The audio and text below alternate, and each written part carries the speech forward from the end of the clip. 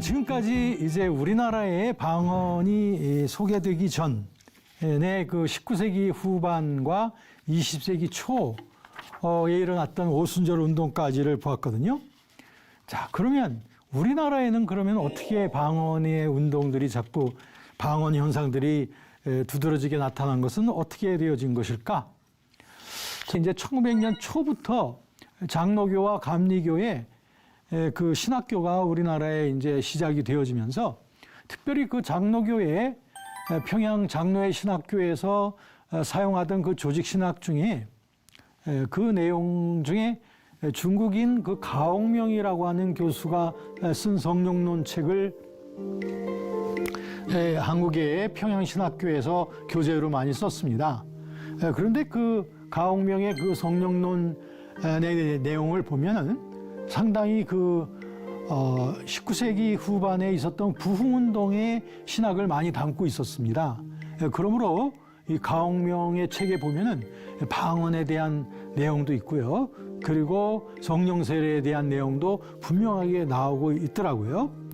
그러면서 그렇다고 해서 가옥명이 방언을 심하게 강조했냐면 그건 아니었고요. 방언을 할 수도 있다. 성령 세례 받을 때 방언을 할 수도 있지만 더 중요한 것들은 이런 것이다 라고 이런 식으로 표현을 함으로써 역시 가옥명도 방언에 대한 언급과 전제를 하고 있었다는 것은 볼 수가 있습니다. 그러므로 평양 장로회 신학교를 졸업하신 이 장로교 목사님들, 초기 장로교 목사님들은 다 이 성령 세례에 대한 체험에 대한 것을 많이 강조하던 분들이었던 것을 보게 되고요. 이 방언에 대해서도 크게 이질감을 갖고 있지 않던 분들이 많이 계셨던 거예요. 그런데 이제 시간이 흘러가면서 1920년대, 30년대 일제시대 때죠. 그때에 이제 여러 기도 운동도 생기고 교회도 부흥이 되어져 가는 가운데 또 한 가지 같이 따라서 생기게 된 게 뭐냐면 그 당시 혼합적인 그러한 영성 운동들이 기독교 내에 많이 생기게 되었습니다. 그 혼합적인 운동이란 무엇이냐면 우리 기독교가 우리 한국에 들어오기 전에 우리나라에 있었던 여러 종교들 있잖아요. 보통 뭐 유불선 이렇게 또 그다음에 특별히 그 샤머니즘, 무당신앙 이런 것들이 우리 혼합적으로 우리 민족의 심성 속에 쫙 깔려 있었단 말이죠. 그러다 보니까 이 기독교가 들어오긴 했지만 기독교에 대한 복음적인 교훈이 아직 충분히 나눠지지 않던 그런 때였기 때문에 이런 혼합적인 재래적인 종교 영성과 기독교가 그냥 막 이렇게 기독교 영성이 서로 혼합되어져 가지고 이상스러운 전혀 기독교적이지 않은 이상스러운 기도나 그런 신비 체험을 강조하는 사람들이 많이 있었습니다. 그러다 보니까 교회에서는 이런 사람들을 배격하고 이런 신비주의를 자꾸 배격하게 되어졌는데 그때 때마침 1930년대 전후해서 우리나라에 그 아까 말씀드렸던 미국과 영국에서 일어났던 특별히 미국에서 일어났던 그 오순절 운동이 영국에도 전화되어져서 그래서 미국과 영국에 있던 오순절 선교사들이 우리나라에 들어와서 오순절 신학을 이제 가르치기 시작했어요. 그러다 보니까 아무래도 이 방언에 대한 강조를 많이 했겠죠.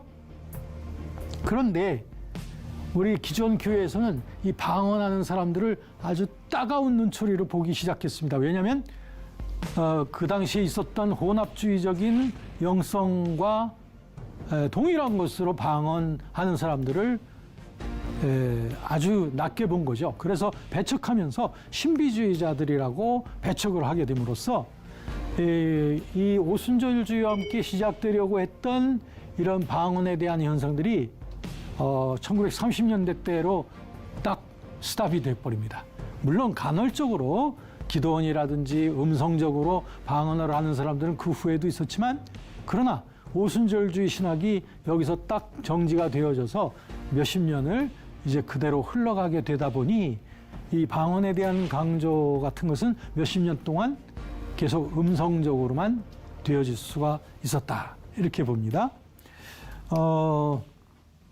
그러면 이 방언에 대한 것이 1930년대 때 이렇게 질식을 당하고 그러면 이것이 다시 피어오르게 된 것은 그럼 언젠가 다시 활성화되어지게 된 것, 한국교회 내에 활성화되어지게 된 것은 언제인가? 그것은 바로 1960년대 이후 좀 더 말하자면 1950년대 말 조영기 목사, 그 당시엔 전도사였지만 미국의 하나님의 성회 그 오순절 선교사님들과의 제휴를 하면서 그분들의 영향을 받으면서 우리나라의 하나님의 성회가 이제 만들어지거든요. 그랬을 때 그 대표적인 인물이 조영기 목사님이었죠.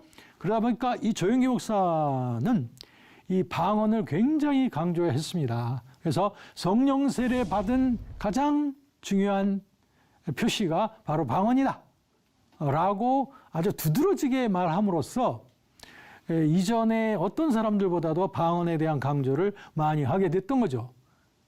그러면서 장로교나 감리교나 성결교나 또는 침례교나 이런 다른 교회에 있던 그런 사람들 중에 특별히 방언을 하는 분들, 이런 분들이 이 조영기 목사님의 그 영향을 받고 그래서 교회를 이적하는 그런 일들도 참 많이 생기게 됐죠. 그러다 보니까 이 순복음교회가 오순절 하나님의 성회의 그 순복음교회가 굉장히 그 따가운 질책을 받게 됩니다. 그래서 70년대, 80년대 때에 이 순복음교회는 다른 교파들로부터 굉장히 많은 질책을 받게 되는 거예요. 그래서 70년대, 80년대 때가 되자 그 당시에는 성령론이 우리 한국의 한 세 가지가 대표적이었습니다. 첫째가 이 조영기 목사를 중심으로 한 오순절 운동. 그 다음에는 이 개혁파를 대표하는 이 장로교회의 계통의 성령 운동. 세 번째는 성결파 계통의 성결파 감리교를 포함한 거예요. 성결파 웨슬리안 그리고 감리교 웨슬리안 이게 다 세 번째예요. 이런 한 세 가지 정도로 구분이 될 수가 있었습니다. 오순절 운동 이것은 하나님의 성회의 그런 오순절 신학을 대변하죠. 그래서 방언을 강조하고 성령 세례를 강조하고요. 장로교회 쪽에서는 그런 은사라든지 이런 것들을 좀 거부하고 그 대신 성령론을 내적인 성화 그리고 회개, 중생 이런 차원으로 많이 맞췄고 성결파 쪽에서는 성령론을 특별히 그 순간적인 성결의 체험으로서의 성령 세례 이걸 또 많이 강조했던 것으로 서로 세 가지가 서로들 특성들이 나눠져 있었던 것을 보게 됩니다. 그런데 1980년대로 들어가면서 드디어 이제 성령론의 논쟁이 벌어지게 되는데 그 논쟁의 중심지는 이 장로교였습니다. 이 장로교 내에서 원래는 이 조영기 목사와 이 순복음교회의 방언 강조하는 신앙을 배격하고 그걸 신학적으로 배척하기 위해서 시작이 되었던 건데 이 장로교 내에서 성령론 논쟁이 벌어지게 되었어요. 그것은 뭐냐면은 하나는 첫 번째는 이 중생, 거듭남서부터 이 그 성화의 단계가 지속적으로 되어진다는 거고 또 하나는 거듭남으로부터 성화되어지는 가운데 이 성령 세례라고 하는 이 순간이 필요하다라고 보는 것인데요. 이 두 번째 경향성은 어디서부터 온 거냐? 이것은 이제 19세기 후반에 있었던 부흥운동의 영향이에요. 거기선 성령 세례를 굉장히 강조했기 때문에 그 영향이고 그 1번은 뭐냐? 1번은 보통 정통 개혁주의 성령론의 흐름이에요. 그러니까 이 성령론의 논쟁이 벌어지게 된 것은 바로 성령 세례를 1번은 뭐냐면 성령 세례라고 하는 것은 특별히 강조할 필요가 없다. 왜냐하면 성령 세례란 성령 세례에 의하여 거듭나는 것이다. 성령에 의하여 그리스도와 하나 되어지는 경험, 그게 성령 세례 아니냐? 그러니까 더 이상의 성령 세례를 말하면 안 된다라고 하는 것이고 2번의 경향은 뭐냐면 그래 성령에 의해서 거듭나긴 하지만 그게 성령의 세례는 아니고 성령에 의하여 충만히 세례되어지는 경험이 필요하다. 그것이 성령 충만이죠. 그게 성령 세례라고 본 것이죠. 이 두 가지 사이에 논쟁이 강하게 벌어지게 되었다라고 하는 것을 볼 수 있습니다. 성결교회도 역시 이 오순절 신앙에 대해서 공격을 많이 했습니다. 어떻게 공격했냐면 이런 은사나 이런 신비적인 그런 것보다는 성령의 역사는 마음의 성결이 더 중요한 것이다.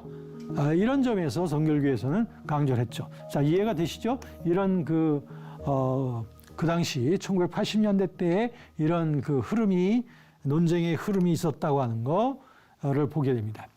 그러면 이제 1980년 이후에는 또 어떻게 되냐면 이제 이런 논쟁의 시대가 지나고 난 다음에 80년대 이후에는 지금 어떤 경향성이 있냐면은 방언이라고 하는 것이 초교파적으로, 방언교단적으로 보편화되는 그런 경향성이 지금 많이 있습니다. 지난날에는 방언을 특별히 강조하는 교단이 있었고 그런 교단으로 방언하는 사람들이 많이 몰리곤 했었죠. 근데 지금은 뭐 장로교, 감리교, 선교를 할 것 없이 교단마다 틀리고 또 교회마다 틀려요. 그러니까 지금 방언이라고 하는 것이 좀 대단히 이렇게 보편화됐다. 그러면 이제 좀 정리를 해보도록 할까요? 그럼 오늘날 방언에 대해서 지금 이제 현대적인 동양의 특징을 보면 아까 세 교파를 말했잖아요. 오순절파, 그다음에 개혁파, 웨슬리안파 세 가지 말했는데요. 그 중에서 오늘날 일어나고 있는 변화점들을 보면은 뭐냐면 첫 번째 웨슬리안 쪽을 보면요. 그들이 원래부터 갖고 있는 것이 정결과 능력, 이걸 강조하는 거예요. 특별히 정결을 강조하는 건데요. 근데 최근에는 점차적으로 성령의 은사에 대한 포용성이 보이고 있어요. 방언이나 이런 것들에 대해서 요새는 좀 포용하는 경향성이 나오고 있다. 두 번째, 이제 개혁파에서는요. 전에는 방언이나 신유 같은 것들을 거부를 많이 했었는데 이제는 이런 것들을 신학적으로 수용하려는 움직임이 점차 확대되고 있다는 거. 그다음에 이 은사적 기독교는 이 오순절파를 또 포함한 건데요.